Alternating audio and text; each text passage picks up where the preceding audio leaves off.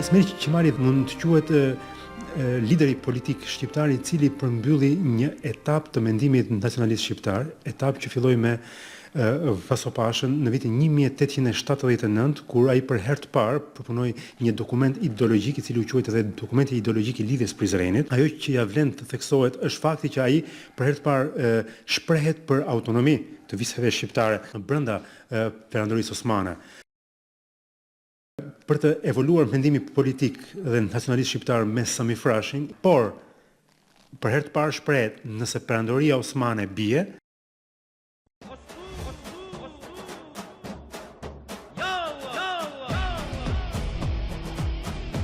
atëherë Shqipëria nuk ka rrugë tjetër veç se të kërkojë pavarësinë e saj në mënyrë që të mbrojë territoret që historikisht I ka banuar.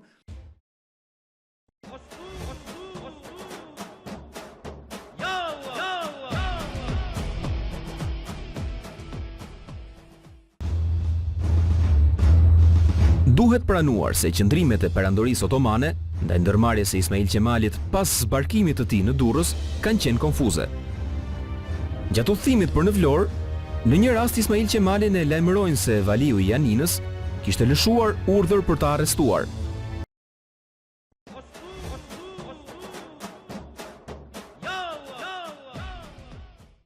Ndërsa një ditë më pas, Ismail Qemalit I vjen në duar një telegram sipas të cilit I njëjti vali kishte urdhëruar trupat otomane ta prisnin me respekt Ismail Qemalin, si dhe ta shoqëronin e ndihmonin për udhëtimin.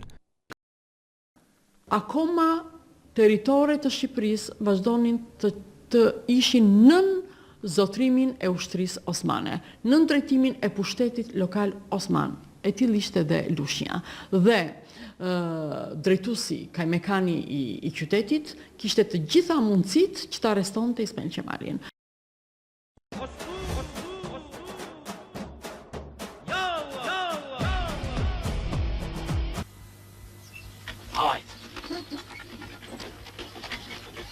Telegramin tonë e përapën në të gjithë Shqipërinë Ismail Bey. Gjirokastra do t'i nisë sot delegatët. Kurse I marrën, ka zënë Greku dhe nuk I le delegat të vinë. Shkodra e rrethuar, edhe Korçën kërkon të zerë Greku. I dam telegram po përgjigjes s'ke marrë akoma.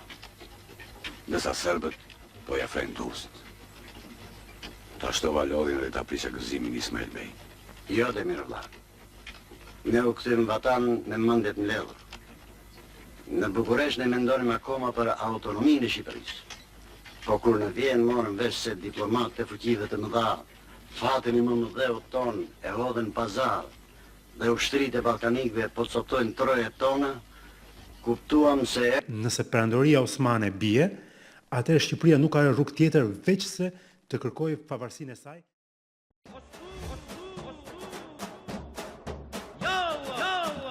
Akoma territoret të Shqipërisë vazhdonin të ishin nën zotrimin e ushtrisë osmane, nën drejtimin e pushtetit lokal osman, e tillë ishte dhe Lushnja.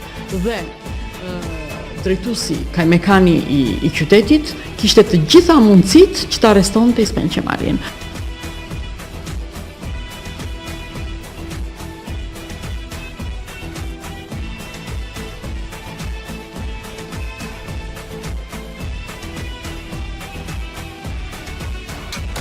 Dhe drejtuesi kajmekani I qytetit kishte të gjitha mundësitë që ta arrestonte Ismail Qemalin.